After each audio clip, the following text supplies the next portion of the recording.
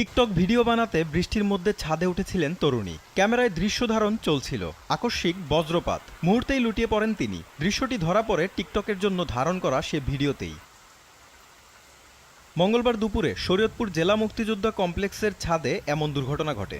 বজ্রাহত তরুণী শরীয়তপুর জেলা সদরের ইসলামী চক্ষু হাসপাতালের পরিচ্ছন্নতা কর্মী। দুর্ঘটনার পর তাকে উদ্ধার করে শরীয়তপুর সদর হাসপাতালে ভর্তি করা হয়। আমরা দুপুর টাইমে খাওয়ার জন্য সবাই চলে গেছি, তো ওরা ছাতা ছিল না, বিধায় ওরা চলে যেতে পারে নাই। ওরা ছাদে গেছে দুইটা মেয়ে। যাওয়ার পরে দেখা যায় যে ভিডিও করতে গিয়ে ওই মুহূর্তে বজ্রপাতের ঘটনা ঘটে। দ্রুত আমাদের ম্যানেজার সাথে সাথে সদর হাসপাতালে নিয়ে যায়।